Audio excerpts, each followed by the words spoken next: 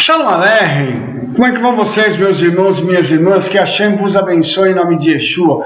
Hoje, em nosso vídeo, nós vamos falar sobre 12 discípulos. Vejamos a conexão que há entre esses 12 chamados por Yeshua e as 12 tribos que foram abençoadas pelo nosso patriarca Yaakov. E aconteceu que naqueles dias subiu ao monte a orar e passou a noite em oração a Elohim. E quando já era dia, chamou assim os seus discípulos e escolheu 12 deles, a quem também deu o nome de apóstolos. Simão, ao qual também chamou de Pedro, e André, seu irmão, Tiago e João, Filipe e Bartolomeu, Mateus e Tomé, Tiago, filho de Alfeu, e Simão, chamado Zelote, Judas, filho de Tiago, e Judas Iscariotes, que foi o traidor. Essa aqui é a nossa lista dos discípulos de Yeshua, aqueles homens que comporiam um círculo de intimidade maior com o Senhor. Esses homens foram escolhidos certamente por conta da questão das 12 tribos de Israel, para que houvesse uma equivalência no ministério de Yeshua, fazendo também uma conexão com as 12 tribos. Por que justamente 12? O que esse número tem de tão diferenciado que Yeshua escolheu 12? O 12 representa no aspecto feminino a maioridade e o poder do entendimento. Também pode ser associado às horas do dia e da noite, mostrando uma constante evolução, representada pelo aspecto do mundo temporal. Faz alusão também aos portões celestiais, por onde podem ascender e ingressar as preces. Esse número tem uma característica interessante dentro do judaísmo, porque mostra a maioridade e o poder do entendimento. Ou seja, na visão de Yeshua, todos os seus discípulos já tinham atingido um grau de maioridade e um poder de entendimento plenos, e ele poderia trabalhar esses aspectos, fazendo com que os discípulos pudessem ter uma evolução constante no mundo temporal. Isso é uma coisa interessante, porque mostra para a gente que todas as vezes que o número 12 é citado, ele tem relação a essa questão de maioridade, poder de entendimento e evolução. E uma outra coisa bacana também é que isso mostra que as orações nossas, elas sobem até o Olam Rabá, o mundo vindouro, através de 12 portões, representando também cada tribo.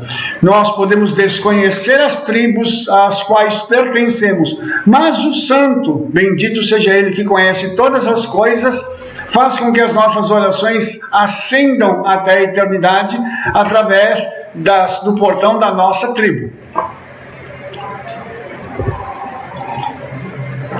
Quando o texto diz que Yeshua escolheu, essa palavra ela vem de um termo hebraico interessante que é bahir, e na raiz nós temos os seguintes significados. A palavra bahar, que significa escolher, ou melhor, preferir ou selecionar por preferência. É engraçado isso porque Yeshua pega e escolhe 12 homens. Qual foi o critério que ele usou? Ele usou por aquilo que ele julgou ser melhor para um significado futuro e eterno. Então, olha só que interessante, Yeshua escolheu aqueles homens porque ele sabia que esses homens dariam frutos para a eternidade. Os derivados desse verbo são os seguintes. O substantivo bahur, que significa homem jovem, que pode significar também soldado, escolhido. Isso aqui também é uma coisa bem interessante, irmãos, porque os discípulos de Yeshua, eles eram todos homens jovens, maduros, porém jovens, e eles foram escolhidos em meio à população como soldados. Eles não foram escolhidos para poderem estar passando férias com Yeshua. Vamos fazer uma programação aqui legal com Yeshua. Não, eles foram escolhidos porque batalhas seriam travadas não só no reino físico como no reino espiritual futuramente. E eles haviam sido então selecionados por Yeshua para serem os protagonistas dessa batalha futura. Então isso aqui é uma coisa interessante, porque Behurim também significa juventude. E essa juventude demonstra aquela capacidade que os discípulos têm de levar adiante o seu ministério. De Bahir, que significa também escolhido ou separado, no sentido de ser um escolhido do Eterno. Então, a escolha não foi feita só por Yeshua. O Eterno estava junto com ele, dirigindo Yeshua nessa escolha tão importante dos seus discípulos. Da palavra Mibhar, que significa melhor ou mais escolhido, e Mibhor, que significa a escolha, no sentido da qualidade. Ou seja, o que Yeshua fez foi escolher homens que eram capazes, que participariam do seu ministério e da sua vida, que eram os melhores, os mais escolhidos, por isso ele fez a escolha.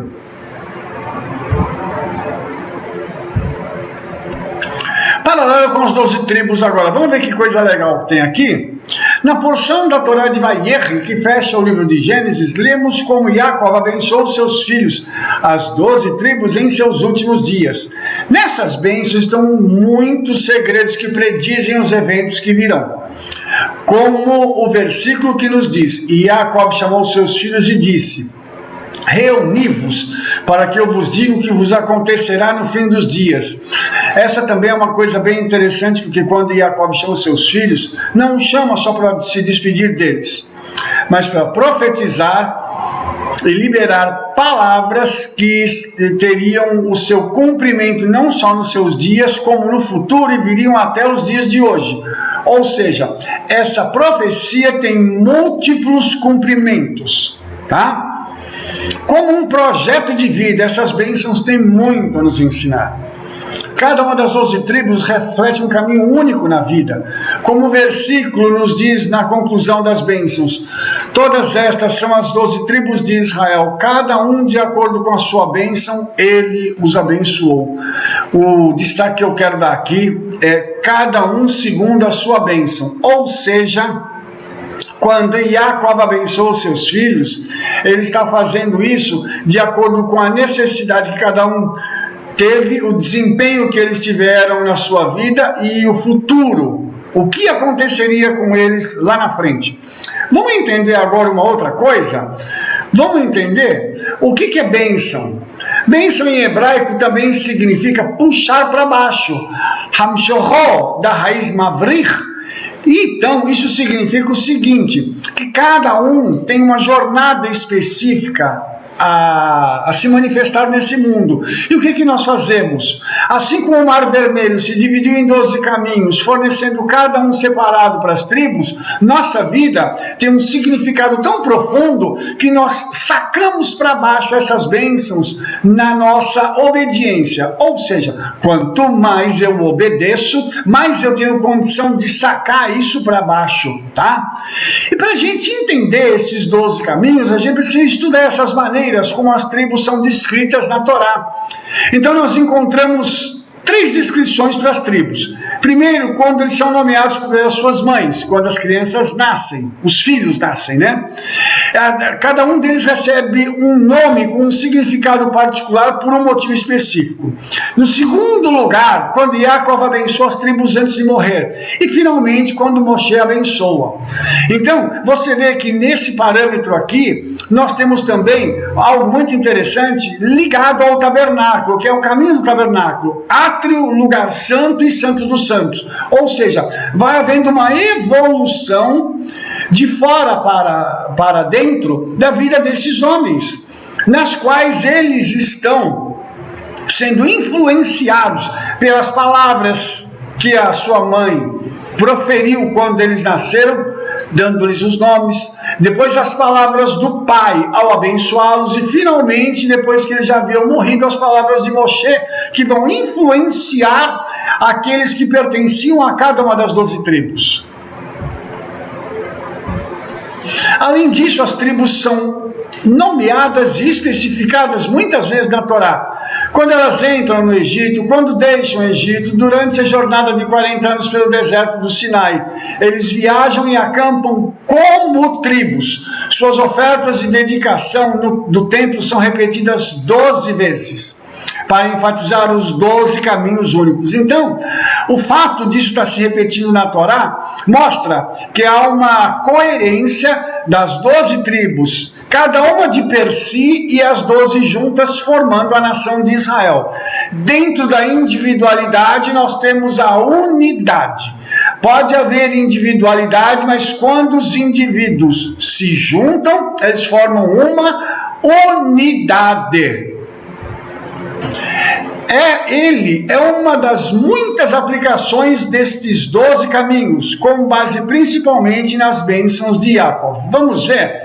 Aqui nós temos as tribos, né? Citando só cada um dos seus caminhos, porque eu quero falar sobre isso detalhadamente no nosso próximo slide. Então, eu quero mostrar para você o que vai acontecer com cada uma dessas tribos. Vamos lá? Ruben, o primogênito, Bechor, ele representa uma poderosa energia de tudo que vem primeiro. O primeiro fruto, os primeiros momentos do dia, o início de cada criação, tinha uma enorme quantidade de energia, de força, de poder. A bênção de Ruben foi instável como a água. Este poder pode ir de qualquer maneira, se aproveitando corretamente a energia do Bechor. Então a água, assim como a água entra e invade tudo, ela pode tanto mudar o mundo, destruindo, ou pode ser fonte de vida. Então, a água, por ela poder penetrar em qualquer lugar, ela tem esse poder. O primogênito, que é o Bechor, tem essa mesma unção. Ele pode mudar o mundo, mas se ele abusar, ele pode destruir também. Então, nós precisamos tomar cuidado, nós que somos primogênitos, com aquilo que nós vamos fazer, os caminhos que nós vamos andar, para que o Eterno possa também nos usar para o bem, e não permitir que a carne ou o nosso adversário nos use para o mal. Aí nós temos Shimeon, que é uma Gevurá, é um poder agressivo, ele é uma antítese do Hesed, da graça, da água de Reuven. A raiva feroz e a ira cruel podem resultar de Gevurá desenfreada, devem ser eliminadas para que não se transformem em armas de violência que consomem a pessoa e todos aqueles com quem ela entra em contato. Presta atenção nisso, irmãos. Então, Shimeon é o pessoal que é mais bravo. Tá? É aquele pessoal que às vezes não consegue se conter. Às vezes eles perdem a paciência muito rapidamente. Então, o que a gente precisa fazer? Nós precisamos ter um pouco de Ruben, que tem esse mazal, essa força, essa condição dele se aproveitar da força que ele tem. E Shimeon também, que é agressivo, porque vai ter momentos que a gente vai precisar falar com mais energia, mas não partir para as vias de fato. E uma coisa interessante é que a gente precisa pegar e canalizar isso para o lado bom, para a obra do Eterno. Se é para a gente atacar o inimigo, vamos atacar as trevas, vamos atacar os demônios, vamos atacar o pecado e não as pessoas. Levi é a tribo escolhida para servir no templo. Levi também significa anexado ou unido. Levi é a personalidade de dedicar sua vida para servir a um chamado superior, de se libertar dos limites para a sobrevivência material e ligar-se ao serviço do Eterno. Isso aqui, irmãos, é uma prova maravilhosa de que o Eterno separa pessoas exclusivamente para a sua obra. Por isso ele é anexado, ele é unido ao Eterno de uma forma diferenciada. Então, você vai perceber que Levi também participou lá com Shimeon daquele problema de matar o pessoal lá na cidade de Shechem, de Siquém, mas o Senhor pegou e fez com que Levi canalizasse então essa índole dele para o serviço do Senhor. Agora são pessoas de oração, de jejum, de estudo. Então precisa dedicar tempo para servirmos ao Senhor e desenvolvermos o nosso chamado. O nome Judá também significa reconhecimento por conta da raiz Rodaá, como em Modeani. O nome Judá também inclui as 4 letras do nome divino Havaiá, Yud Rei Vav Rei, que é o tetragrama. Então Judá, quem é ele? Aquele que carrega no seu DNA o nome do Eterno, e ele é o líder, porque os seus descendentes seriam os reis de Israel, começando com Davi e concluindo com Mashiach. Então, Judá é o caminho da abnegação, ele é o ingrediente vital na verdadeira liderança. Quem são os verdadeiros líderes? São aqueles que são reconhecidos, aqueles que têm o DNA do eterno nas suas vidas, aqueles que usam de bondade, de misericórdia, de abnegação, eles abrem mão das suas coisas para poderem liderar os seus discípulos. Então, a verdadeira liderança, ela é feita debaixo de uma determinação firme, mas com amor. Dan é o caminho da lei e da ordem. Dan significa julgar. Justiça objetiva é o coração de qualquer civilização. Isso é uma coisa também que nós precisamos carregar dentro de nós, irmãos. Nós temos que ser obedientes à lei e à ordem. Não só a lei do eterno, mas as leis civis, das quais nós participamos, vivenciamos todos os dias da nossa vida. Porque a justiça, ela é o coração de qualquer civilização. Se não houver justiça, não há civilização. Então, precisamos obedecer, sim, precisamos obedecer às leis que são estipuladas, as leis de trânsito e tudo mais. Por quê? Para que nós possamos dar exemplo às demais pessoas também da nossa obediência ao Eterno e às autoridades que foram constituídas por Ele. E por isso é importante a gente ser obediente. Depois nós temos Naftali, que é aquele que tem um espírito livre, como um servo correndo livre, saindo do status quo. A independência é um componente necessário para o crescimento. No entanto, esse espírito livre deve sempre ter o cuidado de transmitir palavras de beleza. Aqui nós temos uma outra coisa bem interessante e incomum, porque apesar das pessoas poderem ser nossos discípulos, eles precisam ser independentes, precisam cada um seguir o seu caminho.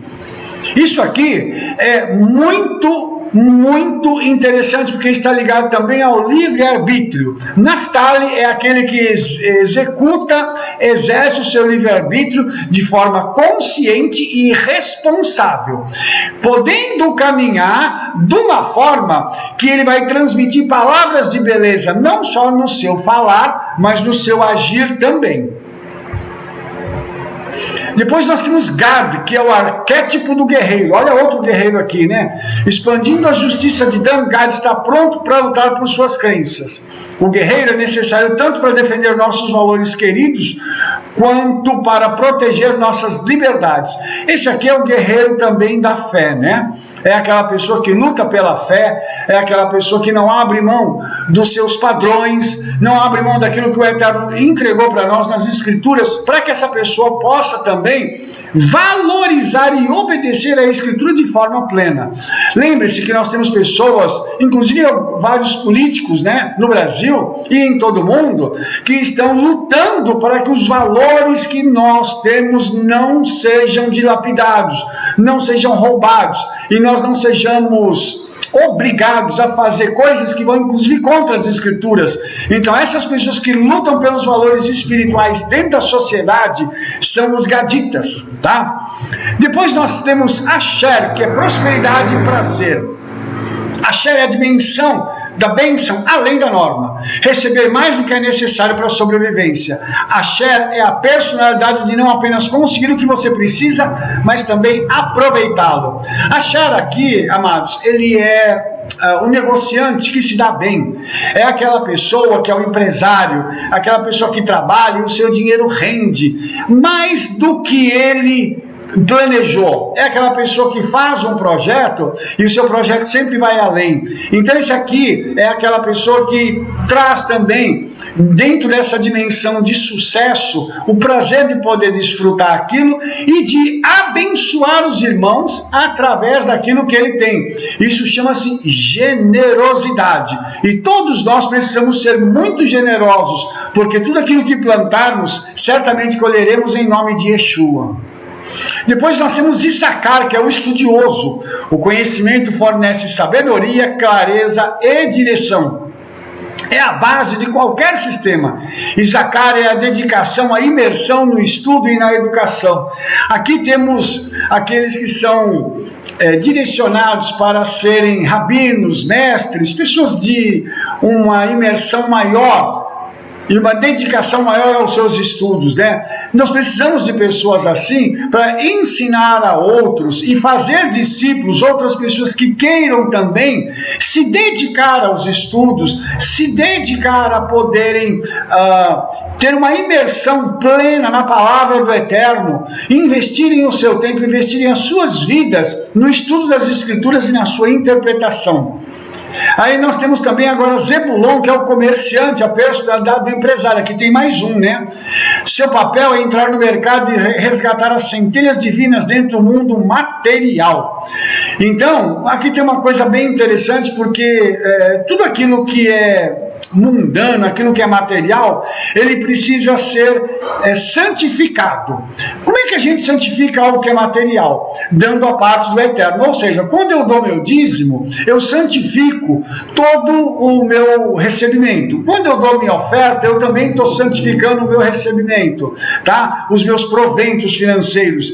Isso aqui é uma coisa bem interessante, porque isso mostra para a gente que há como a gente santificar aquilo que é material. Porque você, por exemplo, você vai comprar um carro, ele é produto da sua obediência, da sua fidelidade, dos seus dízimos e das suas ofertas. Esse carro já vai ser santificado, porque ele é resultado da sua obediência ao Eterno.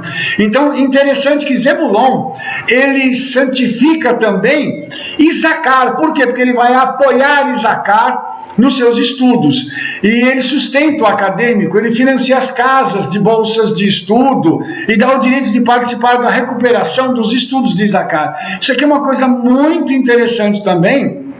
Por quê? Isso aqui mostra para a gente que quando existem pessoas que pagam, por exemplo, a yeshivá de alguém, pagam os estudos teológicos, essa pessoa vai ser participante no mérito que o estudante vai ter por ensinar a Torá para outras pessoas. Quando você paga um curso teológico para alguém, você está sendo participante da mesma bênção que aquela pessoa vai ser participante por conta do conhecimento adquirido. Então a bênção não é só dele, é sua também. Entendeu isso? José, o elemento de sofrimento da vida. No entanto, ele não apenas sobrevive, ele prospera. Ele alcança a grandeza por meio de seus desafios, vence todos os adversários e se torna um grande líder, salvando toda a sua geração. Apesar do seu ambiente corrupto, ele mantém sua integridade espiritual. A poderosa luz que emerge das trevas em José divide-se em duas dimensões, que são seus dois filhos, Menaxe e Efraim. Às vezes a gente pergunta assim, por que eu passo por tanto sofrimento na minha vida? Se você é uma pessoa justa, se você é uma pessoa honesta, se você se enquadra nos princípios do Eterno, não se preocupe, é apenas uma prova, porque você vai sobreviver a isso e você vai ter sucesso, você vai alcançar grandeza, superando cada um dos seus desafios. Você vai vencer os seus adversários e vai acabar sendo uma bênção para a sua geração. Assim como aconteceu com Yosef, vai acontecer com você. Só que tem um detalhe, você não vai se misturar com o seu ambiente. Você vai manter a sua integridade espiritual e você vai deixar frutos para que tudo isso que você viveu possa também ser transmitido aos seus filhos físicos e espirituais. Então nós temos agora Menaxe, que representa a capacidade de não sucumbir aos poderes do Egito, a Mitzraim, que significa restrição, que quer fazer você esquecer suas raízes espirituais. Então, um dos frutos que Yosef deixou foi Menaxe. E Menaxe fala para a gente o seguinte, não se esqueça de onde você veio, você tem no seu DNA, no seu sangue, você tem a sua ascendência à nação de Israel. Você é judeu. Tem gente que diz assim para mim, Rabino, eu sou judeu só de coração. Eu digo, não, você é judeu de fato e de verdade. Não perca as suas raízes espirituais, mantenha-se conectado a isso, independente das coisas que você passar, porque você vai alcançar a sua verdadeira identidade e a sua vitória virá em nome de Yeshua. Não abra mão nunca disso. Nós temos Efraim, que vai ainda mais longe. Para Efraim não basta sobreviver, mas ele vai prosperar, ele vai ter sucesso, ele vai ser frutífero na terra da sua aflição. Efraim é o poder de transformar as dificuldades em poder divino. Está passando por luta? Está passando por tribulações? Ore. Entregue tudo nas mãos do Senhor e deixe Yeshua ser a tua vitória, deixe Ele manifestar essa vitória na sua vida, à vista de todos, porque isso vai acontecer. Porque você é, como Efraim, duplamente frutífero. Você não vai dar frutos, você vai dar frutos em dobro. Tudo aquilo que você tiver de luta, o Eterno vai trazer vitória para você em dobro, para manifestar isso e para todos saberem quem é Yeshua na sua vida.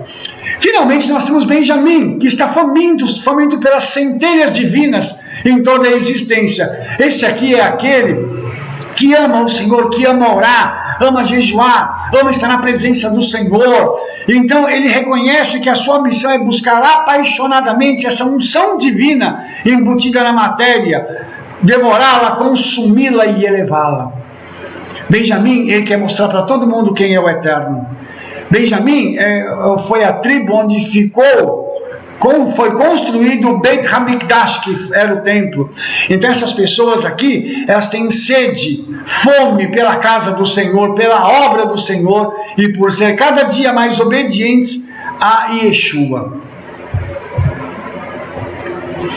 Nós temos então 12 tribos, 12 caminhos e tudo necessário para chegar ao nosso destino. A nossa vida é um pouco de cada uma dessas tribos, que nós possamos trazer para nós tudo aquilo que é positivo de cada uma das tribos, para que nós sejamos os protagonistas também